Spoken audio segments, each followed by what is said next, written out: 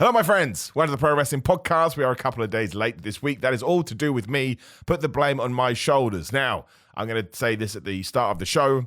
You're going to get a very different experience if you're on YouTube. YouTube doesn't like the podcast for some reason, so we're having to shift things around. So for the first time ever, I'm going to say this. Go and follow me on TikTok at Simon316. Given that I don't use TikTok that much, we are literally doing a live experiment right now. I need to hit certain requirements in order to unlock all the features. So when that is done, you're going to be able to go and join the live version of the podcast in the future, and we're going to have some fun with it that way. Luke Humphreys just sent me a rose. I don't know what that means. I don't use TikTok. But before we get to that, I'm going to welcome my man Scott, who is back. Scott, how you doing? I'm good, Simon. And I'm loving being on TikTok, but I'm not fully there yet. I'll just say that. I know, people can't hear Scott right now. They just hear me talking. It's my fault Joey isn't here as well. Again, we had a day all wound up. But it's just one of those weeks. We don't need to talk about that. So it's a positive show. The first thing I'm going to do is ask you, Scott. The people at home don't care about this. What the flub is a rose? I don't know.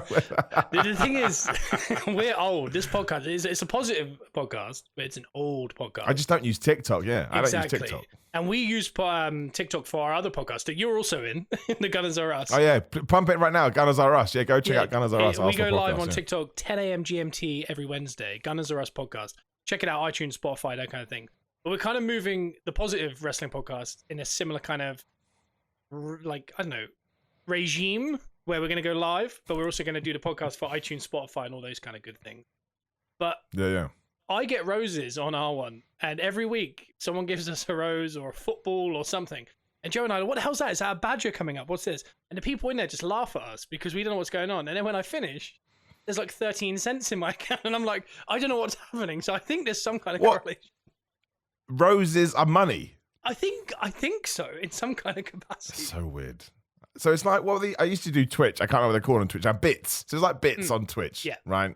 Okay. We just stopped talking about this because all we're doing is underlining how old we are as human beings. So people are asking me, where can you watch the podcast? So listen, you can listen to the podcast on all podcast apps. And in the future, just to make it very clear, you'll be able to watch clips of it all over the place. But you will mostly be able to watch it on TikTok. That's the idea, right? And eventually it's going to have its own YouTube channel as well. But again, we don't need to get into annoying analytics. Man, TikTok's just yelling things at me now. I've unlocked a subscription campaign. Yes. Round of applause for me for unlocking a subscription campaign. Right, let's start talking about some wrestling instead. Actually, again, I'm going to do this at the start of the show. I know it's really annoying when people do promote stuff, but make sure you do check everybody out again. TBA Wrestling, Gunners Are Us, Simon316, Simon Miller on YouTube, and now Simon Miller on TikTok as well. Because again, to kind of get all the synergy, terrible word, going, this is the best way to do it. You can follow us everywhere, and then we can figure it out. I just had a giant heart above my head. I got a lot of reading. I got a lot of reading to do about this. Right. Let us talk about professional wrestling. We're going to talk about Smackdown, which happened around about 48 hours ago. Roman Reigns, who has not said one word, by the way, since he's come back to WWE, which I find very, very amusing. Imagine this in any other walk of life. Do you remember when Jericho did it, but that was the gimmick? He wasn't going to say anything. And everyone was like, it's not really working, is it? Stop doing it. Roman hasn't said one word. All he's actually done is taken the Ulafala and put it around his neck as if it was some kind of magical crown, which I do like, by the way. I think you should give those things meaning, and it's just to suspend your disbelief. It does, of course, it's silly, but it's silly in a movie way. It's what we do in the movies. Yeah. But man, he got his ass whipped by the bloodline. Created some controversy on the internet yesterday because people were saying dumb things about. It doesn't even matter. I don't want to get into that because it creates such a stink. But I am a big fan of this because essentially what we have done is Roman he's a human being. Mm-hmm. And after 4 years of running around and being an idiot with the bloodline, he's now getting his comeuppance, even though he's a babyface, which I think is cool. And what do you have to do when the odds are against you? You're going to have to go out and recruit some friends, right? I mean, that's what it is. We're putting to Survivor Series. And I was actually kind of surprised. He's only been back 3 weeks. And yeah, he got like they properly beat him up like it was really bad. And Jacob Fatu came back. I still don't know if he's injured for real. The guy is the greatest seller of all time. Like, he's still wearing the boot. So I'm like, I don't know. So fair play to them. They have worked me like a mother. Yeah. Now, I must admit, you said SmackDown was 48 hours ago. For me, it was 45 minutes ago. So it's really fresh in my Perfect. I like it. My mind. I had my protein cereal, which, by the way, is very good. cinnamon. And Which one? Which one's that? I don't know. I got it from the co-op. It's got a very like bland looking box, which I kind of like the look of. But it's like 14. It's not. Yeah, what was the big one? I used to be sponsored by them, and I've forgotten their name. I hope it's. What were they called? It was really, really good, but they just stopped sponsoring me, and clearly I was offended by this, and I forgot their name. Anyway, keep going. We don't need to talk about protein cereal. It was very good. Yeah, I just watched it, and obviously I'd seen the stuff online, and people kind of, talking about the issues with it, their opinion. But I do like the fact that WWE's kind of got this thing where every storyline is based on something you can hang on an extremity of your body. So you got the bracelet on the wrist. You got someone like CM Punk very slowly puts one on his wrist, and everyone goes crazy. I was surprised that Roman even put it on. I thought this was going to be a 3-month build to him finally putting it on. But yeah, for sure. They gave it straight away. They keep Jacob strong. He's wearing the boot. I really enjoyed the whole segment. It was just missing one key element for me, and that was an eye patch. Where was Tongaloa? Where was he? That's right. Where was he? And do you know why I was upset that he wasn't there? He was never even referenced, or if he was, it was very in passing. Hook returned to Dynamite this week, and he's wearing an eye patch. We could have had Full House eye patch, and it was no eye patch. I was devastating. But people that don't know, we talk about eye patch wrestlers every single week. Somebody also in the TikTok chat says we need Montez Ford versus Logan Paul. Imagine the promos. I wouldn't mind that, to be honest. It'd be a good match. It does kind of feel like to me we may have been moving away from the Punk bracelet thing. Because on Raw, he was like, man, I don't even care about the brace. It's more about what it means. Yeah. So I need to see where we're going with that one. And listen, if they do pivot away from it because they think maybe it's not clicking as intended. I mean, I liked it, but that's cool too. Yeah. I find sometimes people are like, oh, man, I don't like it. So WWE or whoever goes, okay, we'll change it. Oh, I can't believe you changed it. It's like, well, if you think something isn't landing as intended, you should be allowed to pivot. You always should be allowed to pivot. In fact, that's the best thing about new wrestling is I think both AEW and WWE are very happy to do that and admit, okay, we swung, we missed, it doesn't matter. But no, I think the reason I like the fact that Roman Reigns put it on is because earlier in the night, Solo had said, if he puts it on, he's a tribal chief. And then he went, nah, he's just a liar, right? He's a lie, he's a thief, he's a criminal. Like, it's just simple. It's simple stuff. And the only thing, the rumor for ages was Solo versus Roman at Mania. It's got to be, I'm way more interested in Roman versus Jacob Fatu. Like I just am. I just think that's a better match. And also, I kind of feel like you can do a Solo at the Royal Rumble. Like I really do think, I think you can do the Civil War at Survivor Series. And I still think the Royal Rumble is a big enough event that you can do Solo versus Roman there. And then you could even have, I wouldn't be totally against Jacob Fatu winning the Royal Rumble. I mean, that doesn't really make sense because I don't think Roman Reigns is going to be the champion, but at least maybe get into the Final Four or something, and then he's going to be super heated up. I'd have Jacob Fatu win as well. I don't think they probably would because I think in 2026 we will do Roman versus The Rock. Although actually, somebody said something very interesting. So SummerSlam, I think next year is definitely 2 nights because Triple H came out in the press conference and said this is likely the last singular night SummerSlam. So if next year could even be in Wembley, all things considered, but whatever.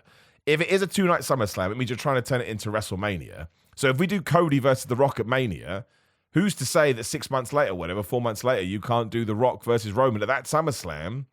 And, because another year does kind of feel like you're stretching it out a bit.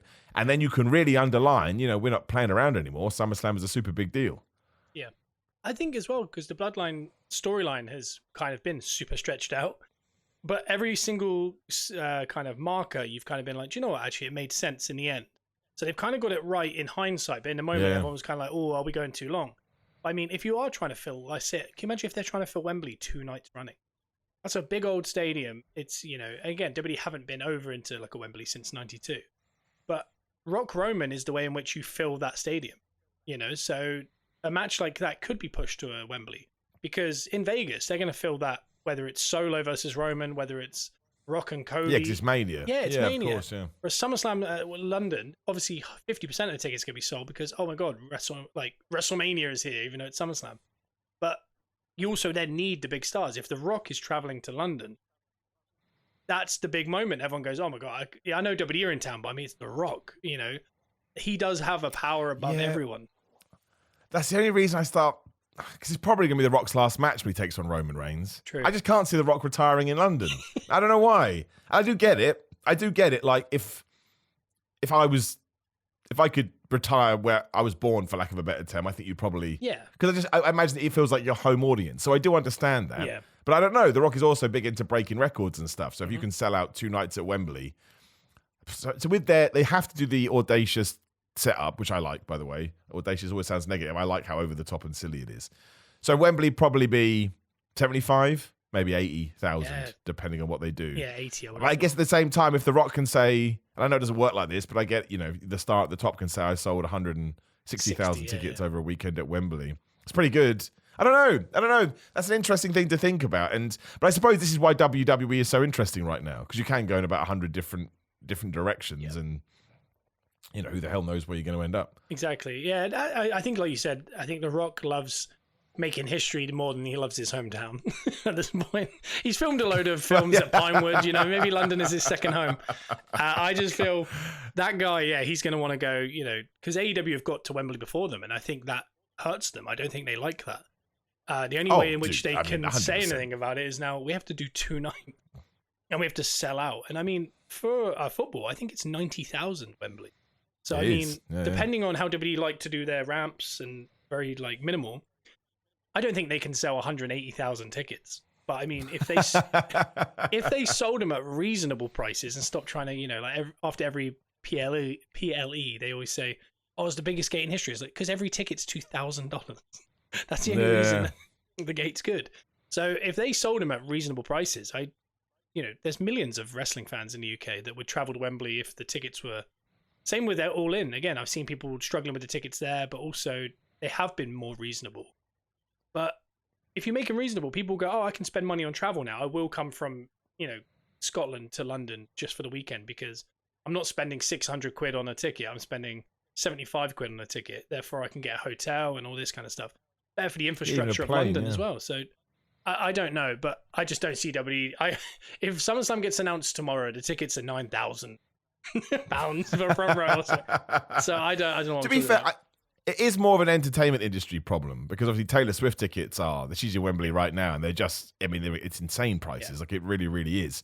I saw somebody, it's a whole different conversation, but they bought resale Taylor Swift tickets for 13 grand, and it turned out that the tickets were fake or whatever. Now, I'm like, it's terrible because if you spend your money, you should get what you want. At the same time, what are you doing spending £13,000 on Taylor Swift tickets? I do. But look, if you got the money, if 13 grand to you is like 100 quid, who am I to say? You can get a car. But I did go through well, that's the thing. I went through a wave of emotions. I was like, I don't think you should be spending 13 grand on Taylor Swift tickets. But if you spend it, you still deserve to get what you spent the money on. So I think tickets, it's just an issue anyway. And I don't, listen, fans first, 100%. Yeah. But I understand why WWE and AEW would go, well, if they're doing it, why aren't we doing it? Especially WWE, who hold themselves as a very corporate entertainment entity these days. And it's working because, they're breaking records all over the place. Yeah. But I think it ties into what football does a lot with their fans, and it tries to price them out of the market. So, well, you're nothing without your fans. So I think you really need to try and find a better balance. Mm-hmm. But again, we've seen it in America over and over again. WWE will just sell a ton of tickets for SummerSlam, whatever we want to call it. And if you say it's The Rock versus Roman Reigns, I think they probably would sell it out, to be completely honest. I really, really do. I think if you do The Rock versus Roman Reigns, you'll probably sell out whatever your total is on the Sunday, if you're going to do it at the second night. They just went to SummerSlam in Cleveland and sold 55,000 tickets off the back of Cody Rhodes versus Solo. And that was just Cleveland. I mean, they were in Cleveland like 3 weeks prior.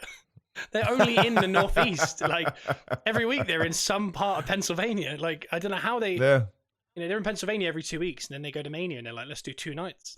And everyone's like, here's 150,000 tickets. So I don't know how they do it. Again, it's just the brand, I think, generally. I just think that caveat of The Rock in London, which I don't know when was the last time he ever performed in London in wrestling, if ever. That's it, right? Yeah. That's it. I can't even remember. I remember I saw him again, this is before he blew up in Hollywood. What did they used to call those stupid English events? Insurrection. It was the other one. What was the other one? There was Rebellion. 2. There was Insurrection. Rebellion. That was it. Rebellion. Because I remember he cut a promo and he went, Rebellion. The name of the event. I was like, man, this is bottom of the barrel stuff, bro. What is like? What are you doing? but it was just like, who cares, right? And I remember it was a steel cage match between him and Triple H, And it ended. And me and my mate was like, should we just leave when The Rock's music on so we can pretend we're The Rock? I was like, let's do that. And we just walked out the arena. I think Earl's Court was still built then. Earl's Court has not been around. That was my first. Earl's Court was my first ever wrestling show. It was in like, it was a Raw. It was the one with Cena and Shawn. Oh, I was there. You were you? Yeah, I was there. Yeah. How weird that we didn't even know each other and I was there. That's really, really strange. I mean, I imagine lots of people were there, but still. there was a lot of people. I'm going to shout out people on TikTok as well. Omega 3 AM says the final boss version of The Rock is the freshest he's been in absolutely years.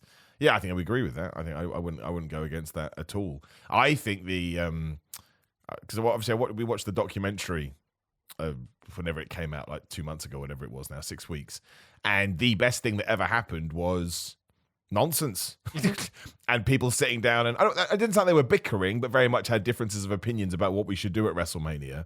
And The Rock going heel is 100% the right thing to do. I say this in, again, Positive Wrestling Podcast. I say this in the most positive way ever. I would have been fine The Rock coming back as, we'll call him Dwayne The Rock Johnson, just to sort of establish characters. I would have been fine with him coming back, but at the same time, I would have been like, it's okay, it's fine. Not in a bad way. Like, it's still super cool to get that Roman Reigns match, but it's a persona we've been used to now for probably, I'd say, 10 years. Yeah. You know, maybe just after the John Cena feud ended at the second WrestleMania, kind of fell into this, I'm the actor-wrestler hybrid, and it was great, and it was fine, it got big pops, did the stuff with Baron Corbin and Becky Lynch, and did some stuff with Austin Theory, etc., etc., but if you're going to do a proper run in WWE, the final boss character is actually somebody that, again, you could have more fun with it because it was based in a totally different reality. Yeah. And I don't think we would have got that without all the silliness that we got with Cody wins the Rumble, but now he's going to give up the Rumble. There's still that rumor out there, and as we always say, I never give credence 100% because it could have just been an idea that was thrown out there, not actually one that was written down in stone. That, before CM Punk got injured, their idea to get Cody Rhodes out of the way was to have the Bloodline injure him, so he wouldn't have been on WrestleMania at all. Yeah. They're just totally taking him out of the picture. I mean, I find it incredibly hard to believe that you wouldn't have, again, move The Rock away. I get he's the biggest star verbatim. Yeah. But in terms of the company at the time, can you imagine just Cody not being at WrestleMania 40? That would have been awful. That would have been a stupid idea. It's weird as well because you think of WrestleMania 30 with Daniel Bryan as well. He got hot at the right time, like Cody. 10 years later, and there was all the talk that they were kind of not going to have him on the show. So it's, you start to question whether like they do just leak certain things and go, oh yeah, he's actually not going to be on the show, and then everyone starts reporting it, and then they're like, we're actually going to bring him back, but the plan may have been this one particular. I really don't know what's right and what's wrong. I don't know what they're talking about. I mean, The Rock took credit for pretty much everything in the doc. I mean, we don't know how much of that is got true. memed. Exactly. And have anyone seen it? Randy Orton and Cody Rhodes on Cody's vodka-based so bus. good. What a conversation. But again, Randy said The Rock came back and wanted to be a babyface, and you're the reason he had to completely flip and go the opposite way. That is, when you actually look at that, and we look in 10, 15 years, the Mount Rushmore, things like that, Cody's making a play for those Mount Rushmore plays because there's not, name any of those Mount Rushmore guys that could be in it. How many of them would push The Rock, who's not just The Rock, WWE Rock in 99, this is the most famous person in the world, push him away from what he wanted to do just so people could see you. And then it breaks all the records still. It's not like it went down because of that. It was just a vocal minority, as WWE would like to say. But I know there's a lot happening, I think, at the minute that only until we're beyond it will we realize how special this period was in wrestling generally. Like, this isn't just WWE, just Well, it's funny you say that because I think you just hit the nail on the head. Cody Rhodes is absolutely the guy. I think I'm in love with Cody Rhodes. I said this on a What Culture video the other day. I think I'm actually falling in love with him. So it's something I got to search my feelings. But do you remember? Of course you do. But the Attitude Era, right? Everyone was like, the reason it was so, because you go back and watch a lot of Attitude Era and it's crap. Like, there's a lot of crap. Oh yeah. Like, you got a porn star, you got a pimp. Yeah. Do you know what I mean? There's a lot of stuff you watch now and you go, and Kurgan. Yeah, right. The Truth Commission. When you look into the Truth Commission, you're like, oh no. I tried to watch a Raw from Attitude Era, and there was Sniper versus S.A. Rios, and it was a 2-segment match in the middle. And again, S.A. Rios is very good. And only really recently realized that Sniper Recon, one of them was Bob Buchanan, which is the dad of he was Brooks Recon Jensen or whatever. And that's right, yeah. And I was just like, this is crazy. But the middle of the show was so strange. Like, there was a bit where I think Jeff Jarrett brought out the Midnight Express, or it was like the regen of the Midnight Express. So it was like the Midnight Rockers or something. They called them something. And it was for the NWA tag titles or something. And they went against... Oh, yeah. And the whole episode was that, but the beginning was Stone Cold promo. He then went looking for someone with a shovel. Yeah, and at the end, he came back with a shovel. The end and the beginning was the best thing I've ever seen, but the middle was so hard to watch. Whereas now, all of it's good. Right, so this is my point, right? The real success of the Attitude Era was you had The Rock and Stone Cold, right? You had these two generational talents, and everyone's like, how the hell do we have two? And it got even better because they could, it's exactly what I'm going to talk about. They had the feud, and then they just became two mega over baby faces. Remember when Austin had to go away to get his neck fixed, everyone was worried about it, and The Rock went and broke a bunch of, there's a run that The Rock did, we had like 13 shows sold out back to back. Yep. At the time, no one had ever done it before. So you're like, okay, we're fine. Do you know what I mean? When Austin came back again, it blew up, and then it went the other way because of, many things. We've got it again now. I'm not saying it's to the same degree, but Roman Reigns and Cody Rhodes both exist in this incredible ether where they are incredible, huge stars. Like Cody Rhodes, for everything you've just said, I mean, you don't need to give any more evidence. And just, I understand that social media numbers aren't everything, but go and look at the social media numbers for his comeback. I mean, it's just blown everything out the water. It's insane. It's probably like hundreds of millions of stuff. And I know you can go, yeah, but if you only watch a video for 5 seconds, it counts. Well, people still stop for 5 seconds and go, oh, Roman Reigns. And then they moved on. And again, he made, because they released those Tribal Chief Championships. On his first night back in the company, he made them $750,000 in merchandise or some ridiculous figure, right? And I think this is the beauty of WWE right now. And 100%, when Raw's going to Netflix and SmackDown's going to USA Network, they're going to put one on each show, and they're going to be the centerpieces of both. And that is the reason they're going to be able to ride this wave, maybe for even longer than the Attitude Era. Social media makes it, the awareness of wrestling right now is way bigger, even if the numbers aren't. So technically, there are more people watching it, but they're watching it again, maybe in 20-second clips, whatever it is. But if all of a sudden you do have a Cody Rhodes and a Roman Reigns, and you can use that right, everyone kept saying we're never going to have another Stone Cold and a Rock again. Once more, no, I do not think it's at that level. But I think it could get there, genuinely, depending on what happens. And if Roman Reigns all of a sudden gets into movies, which Cody probably wants to do too, you just do not know. But in terms of the structure of the company, you now do have two proper over baby faces. And if we go, the lineage is always, Stone Cold Steve Austin, The Rock, then John Cena comes along for 20 years. That's how he smashed it through longevity. Well, who's the next guy? It was Roman Reigns, not working. Cody does what he does. Oh, maybe it's Cody. Oh, wait, now we figured it out with Roman. So you have gone back to two people, and that's only ever happened one time, I would argue, in WWE history.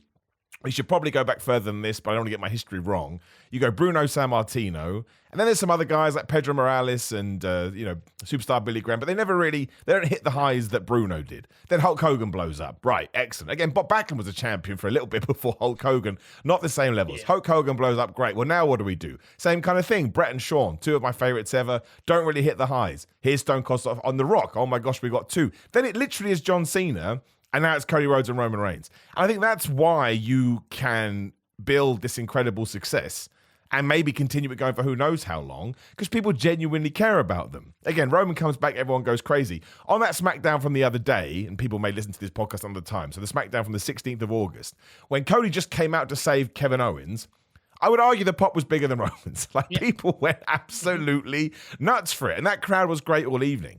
But I think that is the true, aside from everything else they've got going on, that is the true core of the success. And then we keep talking about him. Who is just going to pop his head back in a few months? The Rock. And also now apparently Stone Cold Steve Austin. Did you see that interview he did where he confirmed that he probably was going to be at WrestleMania 40, but he couldn't make it work, which killed me because as much as I love that Undertaker spot, if the glass had broken, I wouldn't be here right now. I'd be dead. I'd be dead because I'd be like, I finished life. Life has been perfected. But honestly, if he comes back at WrestleMania 41, let's just say it randomly. CM Punk mentioned in an interview yesterday to fight CM Punk. I mean, that's nostalgia definitely was overdone to a point. But The Rock and Steve Austin, as I keep talking about, tick two different boxes. So if you get WrestleMania 41, Roman Reigns, bigger than ever. Cody Rhodes, bigger than ever. CM Punk, who is just like this incredible money-making, attention-grabbing guy. And then you throw in everybody else. I tell you, man, you could ride this wave until you see a blip, probably till 2026, 27, which makes it an incredible era of professional wrestling. Yeah. And just at that point, Bron Breakker will just take off. Why not, right? Goldberg. He's Goldberg. Man, I can't say that. I'm going to say it's directed to TikTok. People get so offended when I compare the two. He's way better than Goldberg. I'm just saying they're very similar in their intensity. That's all. Everyone needs to calm down. Yeah. Well, the other thing I was going to say was when you were talking about the lineage, like when you look at the Attitude Era, there's two guys. But the minute kind of Hulk Hogan reappeared, even though very late in his career, the nostalgia run, Stone Cold had gone. And then The Rock pretty much started to go. So you never even got all three of them under the same roster. But as of 2025, we're going to have Roman and Cody as The Rock and Austin of this generation. And you mentioned Steve Austin potentially for Mania, The Rock potentially for Mania, CM Punk, like you said, merch maker. There's another guy as well. John Cena's doing a whole year next year. Oh my gosh. So, I said his name, but in the wrong context, you're right. We might have, there's 4 Mount Rushmores. We might have the 5 major potentials on WrestleMania next year. And that is why I think this era is actually bigger than the Attitude Era. Because I think naturally in 20 years, we'll comfortably say it. Because it's easier to say, oh no, that was, the Beatles were way bigger than One Direction. It's like, but all the ticket sales, all this, like, yeah, but the Beatles were better. It's like, but people in 20 years are going to say the opposite. Time moves on. And I genuinely think this one is better because I remember Stone Cold sold 3 million in merch in a year or something. That was a really big deal. You just mentioned it. Roman just brought out a random thing at SummerSlam and made nearly $1 million. CM Punk, I don't know what he does, but he brings a new show out with his dog on every single 3 weeks, and that makes $1 million. So I don't know. I don't know if it's maybe it's a capitalist nation now and everyone just buys everything they look at. But I don't know. I think it actually is bigger than the Attitude Era right now. And again, TV is different, isn't it? Because the ratings were much bigger back then, but people aren't. When was the last time you watched anything live that isn't the Positive Wrestling podcast on TikTok every single week on Simon Miller 316? Exactly. No, it's true. And this is the issue as well. And I don't want to get into this but that's something that people love to throw out there. Oh, but they did 10 million viewers in the Attitude Era. Yeah, but they didn't have TikTok. Check us out. They didn't have social media. They didn't have YouTube. They didn't have Shorts. They didn't have Instagram Reels. Like, I'm talking about the amount of people watching it probably does make it. I 100% think it's more popular, or at least it has more awareness for sure. I know loads of people that I grew up with that were wrestling fans, and they're adults now with a life, unlike me. And what they'll do is they'll just watch Twitter all week and be like, yeah, I know all the storylines, and then they'll watch the pay-per-views. They haven't watched the TV in like 5-6 years, but they know exactly what's going on. They follow everyone on social. Dude, it's why Ups and Downs it was a success, because people want to be informed, but they don't want to watch 5 hours of program or whatever it is. Yeah. And in terms of quality, I think it's way better now.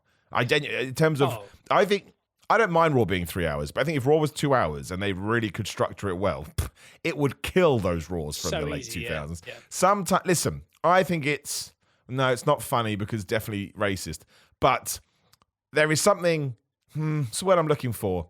What was it when you laugh at something, but you laugh at it in complete shock and awe? Whatever that word is, I don't know. But Kai and Tai threatening to chop off Val Venus's penis, there is an element of, this is so ridiculous, I can't believe it. But unfortunately, Kai and Tai were portrayed in the most offensive possible way. So I don't think that's a good example. But there was also things like, again, Mark Henry having sex with old women. I mean, I don't know how else to put it, and impregnating them. With a hand. There is a lot. With giving birth to a hand. I'm not saying you can't like that stuff, but I'm saying if you actually watch the Raw, especially at the moment, we have gone back to the whole everyone has a story and everyone has a purpose and everybody has meaning. But their stories are really interesting. Let's take a Damian Priest. He's not the World Heavyweight Champion right now. He's lost it. But why does he want to kill Dominic Mysterio? For ruining this family that he was able to create after growing up on the streets as a kid and finding wrestling is his escape. Now, they don't hit it that hard on the television, but that is the story that they have told over the years.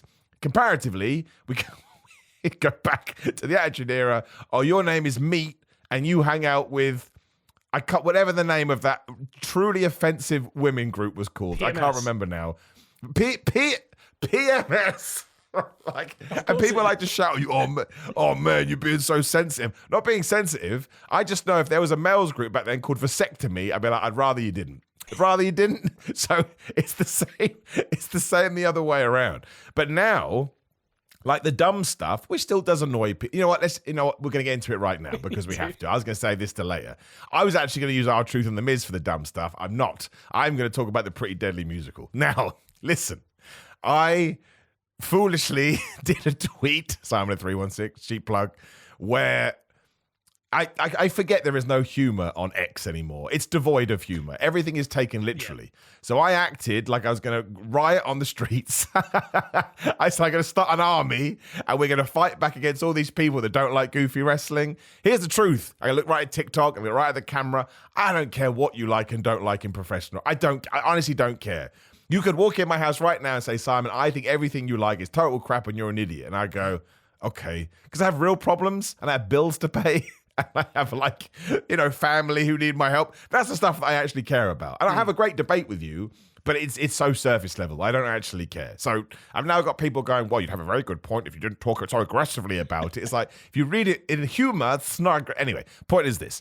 We have the Nia Jax Championship celebration. Tiffany Stratton makes it all pink. Obviously makes it about her, right? Yeah. That was the idea. Pretty Deadly are there for no reason whatsoever, aside from the fact they pitched their musical 7 days ago. And clearly, I like to think that Tiffany Stratton didn't have any entertainment sorted. So she was just like, well, I let Pretty Deadly do their thing. And they go on to do the worst, not in sync, over the place song is one of the funniest things and greatest things I've ever seen. Pulling that off in the way they pulled it off actually takes more work than people realize. Like, it was, I honestly, I had tears in my eyes because I was like, because you have to look at it in the way that it was presented, right? They have been talking about musical for at least 6 weeks. Let's say 4 at a push. And that's what they came up with. It's so good. And I think it has so much depth to it. I loved it. Yeah. And I think if that is the goofy stuff we're getting today compared to impregnating old women, chopping people's penises off, like some real difficult subjects every now and then, we are just in better times. It filled me with glee. Yep. I thought it was so good. Some of the lyrics, it was the first lyric that got me, and I can't remember now. But it's like, we love bang before Queens. You're the prettiest we've ever seen. I'm like, it's so... We take 8 seconds to write. It's so good. And those two guys do not get the credit they deserve for being just so happy to say... You know what? I'm going to say it. Somebody mentioned before we started, Simon, can you see yourself in WWE? I envy their job. I want...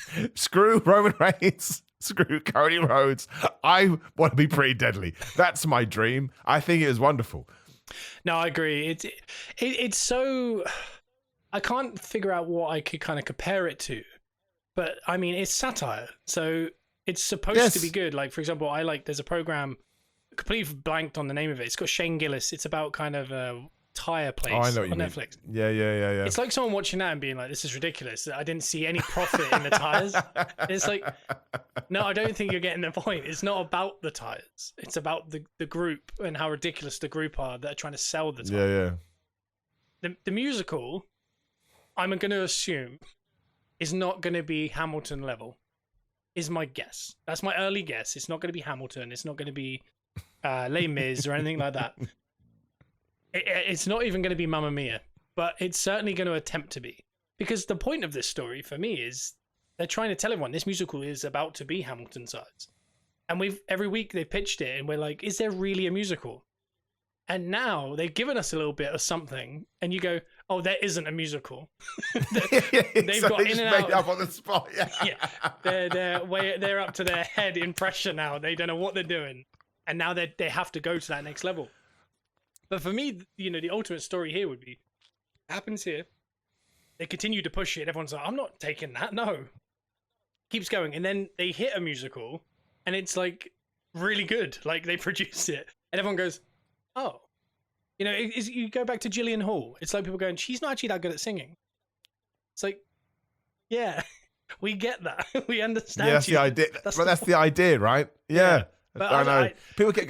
People were saying it was like Bailey, this is your life kind of segment. And I was just like, no, that was just badly written. That they tied in a storyline about the musical, an underlying Tiffany Nia Jax thing with a celebration. They tied like 3 stories together in one little tidy segment. And it was fine. The crowd reacted. And like you said about X, at this point, I'm fairly sure there's no one real on there. The real people do what we all do, which is scroll it and go, "Oh my god, the world is burning," and then we just turn it off because we panic. True. Because there can't be real opinions. These can't be real people on these social medias at this point, unless it's Simon Miller 316 on TikTok Live. That's right. Check it out. No, I totally agree. And also, you cannot compare it to Bailey. This Is Your Life. That went on. I think the official time was 62.5 years. 99% sure it's still going on somewhere. Yeah, whereas this was 5 minutes. This was so quick. Tidy. It was so quick. And that's the thing. If you do something that is quick, I almost find it.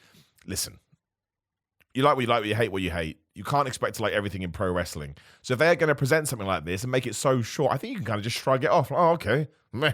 You just zoom through it so quickly. And don't get me wrong, I agree with some of the criticisms. Where was Bailey? Maybe I've forgotten about something. It seems a bit weird to give Meechin that opportunity. Why do we let Meechin do this when it kind of portrays her as a heel? Totally get it. I was having a great time. It's like, no, don't hit these people with a stick. What do they do to you? Nothing. And listen, if people want to say Nia Jax, the brand new women's champion, she shouldn't be involved in comedy, I'll take your point on that. I disagree with it, but I will take your point. I get it. If you really want the championships to have serious meaning all of the time, I'll absolutely go, I see where you're coming from. Not for me. I need this in my life really desperately. Exactly. But no, I agree with you. I think there's more to it as well. Maybe I'm being a bit hoity-toity. I'll admit that one. But again, Tiffany Stratton made this all about her. Not a very nice thing to do to someone that's meant to be your friend. Nia Jax no-sold the whole thing. So even if it's meant to be comedy, she wasn't comedic with it. Meechin got her revenge by hitting someone with a stick, with a weapon, which is quite bad. And Pretty Deadly were assaulted. They were assaulted. So if you want to actually spin it that way, but no, I thought it was between that and the R-Truth Miz Randy Orton conversation on Raw, when they hyped up the Miz to take on Bronson Reed, and then R-Truth went to Randy, do you really think? And Randy went, bah, and just walked off. Yeah, like you're an idiot. Sorry, I was going to say, we have to talk about Bronson Reed as well. I genuinely think that might be the best heat up of anyone in like one episode, and then obviously now 2 episodes. The way in which he keeps walking towards that turnbuckle genuinely pops me, in the way that the commentators are like, someone get a dart, like get a net, where is he going? Like, it's like Godzilla. It's amazing. And like, in the way you can't, when you actually look at it, like, it actually kind of makes sense because you can't he's too big to stop. And then the momentum of him jumping off, no one wants to be in the way, so no one wants to pull. So it's like, even though it's ridiculous, he keeps going up to a turnbuckle to jump on a guy, it kind of also weirdly makes sense. And we can all understand how horrible that is, because when we were kids, one of our friends who was bigger than us would have jumped on us, and we hated it. So it's like, true. I don't know why, it's so simple, but just so good. But yeah, no, I totally agree. And it's a great reminder that I used to talk about this all the time, but it hasn't happened for so long. I think I stopped talking about it. You can heat somebody up in 2 weeks. You can. They can lose. You come up with a good idea, and you give it to the right person, and it's believable. They're back. And he should challenge Gunther, as far as I'm concerned, the other side of Bash at Berlin. That should be the program. Like, I know Gunther is a heel, technically, but he's not really at the same time. He's just very to himself, I guess. He's kind of like Swerve Strickland in AEW. I think you can use him wherever, and it's okay. And it's fine. But, or at least a championship match of some sort for him. Because it's just, don't waste this, essentially. Like you've done such a good job. The last thing you want to do now is get rid of it. And he's always been a guy. I remember he worked Progress during his hiatus, whatever you want to call it, from WWE. And even then he worked a very strip back match, which was the right thing to do given it was a tournament. And even then it's just everything he lays it in. He just, he's great. And I think given that I was watching him, like, he was here, and he would still be able to pull off that way. You kicking this guy's ass? Like, just, he's like a Damian Priest. He could be the next Damian Priest. You know that he's good, but then when he's actually presented to you as an elevated talent, you're like, oh, right, now I get it. And it clicks. It clicks right away. So, I hope they continue on with that because, 2 awesome, really awesome angles. Although it did make me laugh where, how do we save R-Truth? We'll pull him to the other turnbuckle. All right, I'll just splash him off that one then. I was in tears. It's like, it's a worse plan. It was the worst plan. And bless Adam Pearce as well, who is great at his job. He's so good in that role, selling it and acting like it. He is making bad decisions because the inmates are running the asylum, and sometimes he's so good at it. And so is Nick Aldis, but for a completely different reason. So, I'm a big fan of those guys. I completely agree. That's the thing is, I think if Damian and Gunther wasn't a thing right now and Gunther became the champ, they heated him up enough that if he had beaten Priest at SummerSlam, I would have been very happy with the kind of Bronson Reed direction that Gunther's getting now. But the fact is, the annoying part is it's almost like a embarrassment of riches. Is they have Gunther as the champ, too many people. They have Braun already over here as the IC. So what can he really? He can't really beat either of those guys. So you just go, oh, what is it? But for me, I think if it was someone like Otis and Gable, not Gable, but Otis and Tozawa next in his warpath, I love the idea of him getting Otis, him getting Tozawa, and then him going for like a Maxine. And they two people hit, Maxine lands, he looks, he goes up, everyone's out there, they pull her out, and then he just jumps to the outside onto like 10 people. So it's like elevates another bit. Obviously not her as well. Dude. It'd be so much fun, and like people that they love as well, like Tozawa and Otis. Yeah, it works easy, right? And they're doing Dominic and Liv versus Rhea and Damien. Yeah. And they really do intergender stuff. So maybe that's something, given the Netflix stuff is coming, they're going to factor in more. Dominic and Rhea at Mania next year will be very... Dude, I think they should do it. And I think Rhea should squash him. I think you can really honestly, I think that makes Rhea Ripley twice a badass as she already is. And Dominic is he's a bulletproof. You can do anything with him. You can beat him in a minute. You can have him have a 20-minute match. He'd come out the next day on Raw and he'd be an idiot again. You'll hate him and you won't even remember what he did. So, and that's going to be awesome. Bash at Berlin, when she gives him the riptide, place is going to come unglued. Yep. It's going to be great. It's going to be great, simple stuff. Before we do get to the end as well, I do want to talk AEW a little bit because we're 1 week away recording this from All In, and we've got the Dynamite show on Wednesday coming from Cardiff. I mean, it's all become about Bryan Danielson, which worries me a little bit because I think he's going to lose, and then he'll be gone, and then no, I think he will win here, but I do not think he is long for this full-time wrestling world. He also announced that he had I never trust Bryan Danielson because that one time he said, Cody taught me how much fun it is to lie. So every time he says something like, you're working me, I don't know what to do. So, I mean, more power to him. It actually goes to show. I do want to point out he did the press tour and he did Talk Sport. The man, I think, probably something we should have done more of. He probably doesn't want to do it, I'm sure. But he's so good at that stuff because he comes across like a normal guy and he asks, who did they have on? Andy Townsend from My American Friends. That is a former soccer player over here in I think Aston Villa's probably his biggest club, or maybe Chelsea, I don't know. But they were talking about his retirement, and he knew that Andy Townsend was a retired football player. Trust me, he did not know who Andy Townsend was before this interview, but he had done his research. Yeah. And it makes him come across like such a deep, interesting person. When, oh, wow, you're asking questions back. And again, I'm sure he doesn't want to do it, but it's a shame we never used him in that role more because especially after Cody left, I think he would have been a really good spokesperson for the company. But they've really got me with that match. Like Swerve has now gone back to Hangman Adam Page Swerve, which is also really cool because now the Hangman can be like, I told you. What did I tell you? He's a bad person. Mm-hmm. I don't know.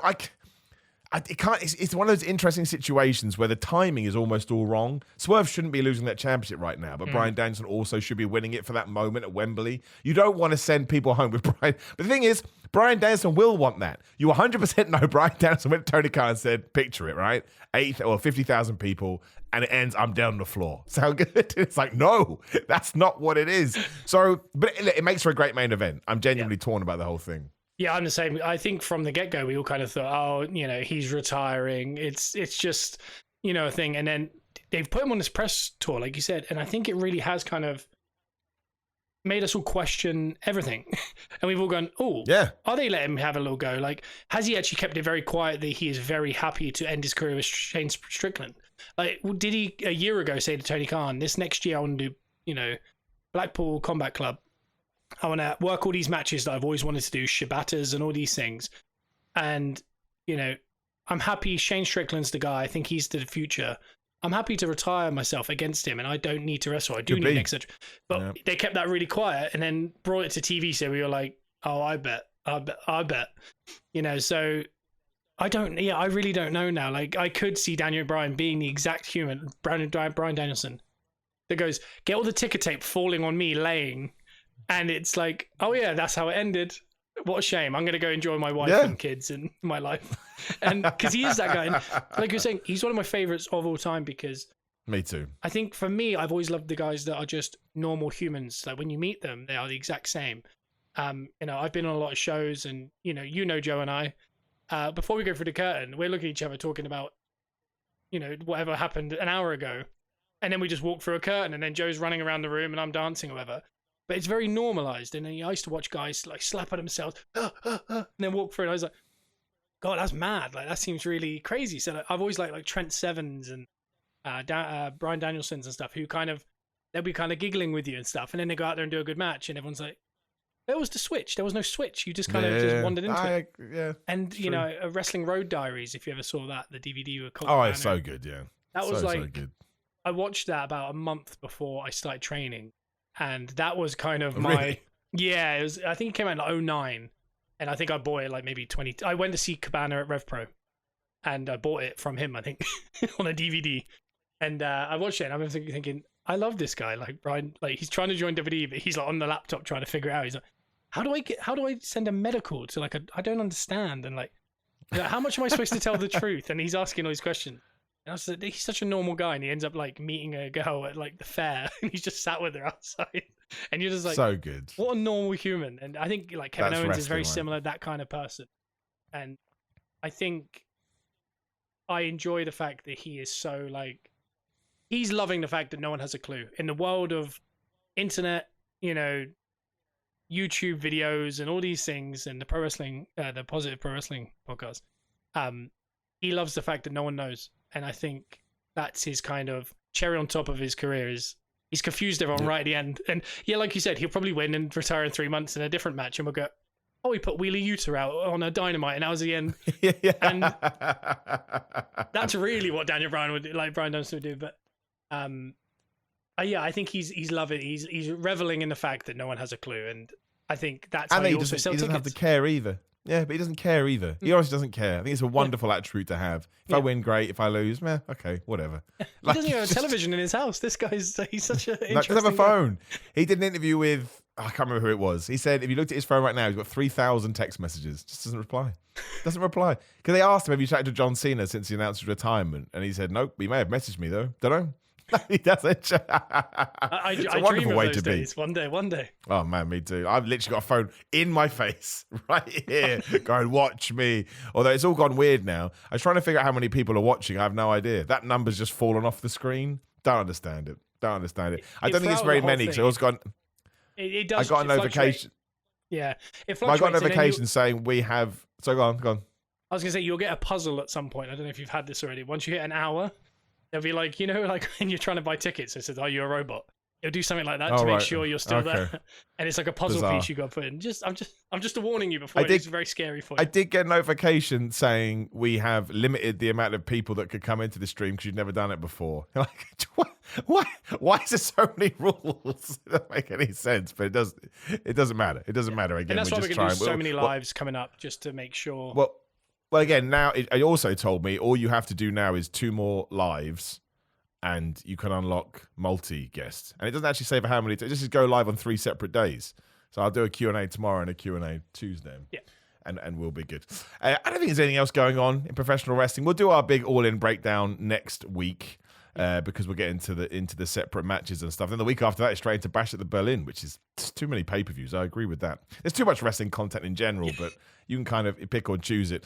But actually, I do want to give a shout out to Mansoor. He will never listen to this. He will never hear this. But he did reply to my tweet, and he promised me that he's going to lead the charge for Goofy Wrestling. So I just want to say thank you very much for Mansoor. I love those guys, the MOX collection. Oh, my gosh, do I love them. Oh, they are so ridiculous. Did you see that thing they did on Rampage the other day where poor Mansoor didn't know, do I go to Layla Gray or do I go to... what they call? I get confused what they call him now. It's not called Marseille anymore. He's changed his name. I can't remember what they call him. Yeah, that guy is also a former Houston Texan football player. He's massive. It's huge. And Joe's a Houston fan, and so he always likes him. He's just like, I like this guy. But again, perfect example. I really like him. Silly wrestling happened the same time, similar as the Pretty Deadly segment, and people were like, did the capitals little letter capitals? Oh, wrestling's so hot right now, and I was just like, have you never watched a stand-up in your life? Have you not watched any comedy films? Do you only watch like Saving Private Ryan or something? Like, why do you want only emotional storylines for 9 hours a week? Like, it is interesting, yeah, because it would wear you out. Like, imagine you did just have to watch. Imagine every week you had to watch Saving Private Ryan, Schindler's List, Black Hawk Down, I don't know. I try to think. You'd be like, I'm so depressed. I'm so miserable. You need some light. You need some color. Yeah, I'm not saying anyone has to like it. I'm really not. But yeah, look, it's just tribalism on the internet, isn't it? Everything's good, everything's bad. You said you like oranges. That means you must hate apples, and you're like, this is absolutely crazy. I thought we just went over an hour, but I didn't get the puzzle. I'm very upset. No puzzle. But no, I mean, listen, I just don't want ever to take wrestling too seriously. That is the fact of the matter, and I know people get offended by that, but I don't, because it's there to entertain me. And given that I do have to watch all of it, which I'm very blessed to do, I always want it to put a smile on my face so I can go away into my real life, where there are genuinely every now and then challenges and issues that I need to deal with. I don't want to go, oh, now I'm also mad that, I don't know, who would do a comedy match that would annoy? Anyway, this person did a comedy match. I can't believe it. And I also like to think about the human side of wrestling. And look, we did it for UPW for over a year. We didn't take ourselves seriously at all, and it was just fun. And now we've got nice memories, and spoiler for UPW, sounds like for a while we are going to be doing serious stuff. So it always comes back round anyway, right? There's always... Yeah, I'm going to kick off. What do you mean I got to win a championship? What nonsense. It's rubbish. And this is a wonderful way to end as well, because M2A in the TikTok chat has just said goofy wrestling for life. That's right. That's right. It's not just, where is my T-shirt? It's over here. I'll show off my T-shirt that I got made. Look at that. See, I even had it done like it was a wrestling promotion logo. Shout out to Elliot, who makes all my T-shirts. He's very good at what he does. Right, we're going to end it there. We're going to wrap it up there because you've got loads of stuff to do today. We both have family-orientated days. Is that correct? Yes. Yeah, so shout out to Joe as well, who couldn't be here. Joey, that's my fault. But we will, I just needed to figure out a new way to approach it, which is what we're doing now. It's going to be a TikTok-based show. You're still going to get clips on YouTube, mostly via shorts, Instagram, all of that. And it's all on all apps. Remember that. It's on all podcast apps. Spotify, podcasts, iTunes, whatever the hell we're calling it now. I can't even think of the other ones, but it's all there. And if it's not there, it's because they won't put it on there. I don't know the reason for it, but it is there because I've checked it out and it's on everything. So, 5 stars, leave a comment, and just interact with this stuff as much as possible. And yeah, check us all out on TikTok too. And then next week we should be able to multi-host. Yeah. And then we're all good and we'll be able to do it. But anything you want to throw out there before we finish? Pimp out anything, promote anything? Obviously just TBA Wrestling, but we've talked about it enough in the pro wrestling. The Positive Pro Wrestling Podcast. I'm adding another P. I think it's a Positive Wrestling Podcast. I like it. PP. Positive Pro Wrestling Podcast. Is out of control with P? There's too much P. Too much P. There is too much P. Podcast. That is true. No, it's just TBA Wrestling on all forms of socials. And just like I said, just to remind you that one of the brothers, or if not both, will always be here. And we'll be on lives then every week. And we'll set a time eventually, because it'll be a lot easier for people to know, like, oh, I'm going to set apart a little bit of time. For sure. Might take a few weeks because we need to unlock certain things on Simon's account and that kind of thing. But also, it's because this week, again, the podcast, for some reason, YouTube doesn't like the long form podcast, and I need to figure it out. The only way to figure it out was to get a few days extra, and it must be. Hopefully not. Again, I will put it on YouTube somewhere, but I will figure that out too. Yeah. Otherwise, thank you for everyone that did join me. I have known any people. At one point, I know there was 150 people in that TikTok thing. Then it kicked a bunch of people out. So I had a number that said 150 people here, but then it just got a notification saying, no, you're not allowed people in your TikTok chat. It's so weird. But anyway, we'll wrap it up there. Thank you very much for joining me. Again, no matter where you're watching this, just interact with it as much as possible. That's the best thing to do. And that's it. We'll draw a line under there. Remember, wrestling's meant to be fun, and be positive about professional wrestling.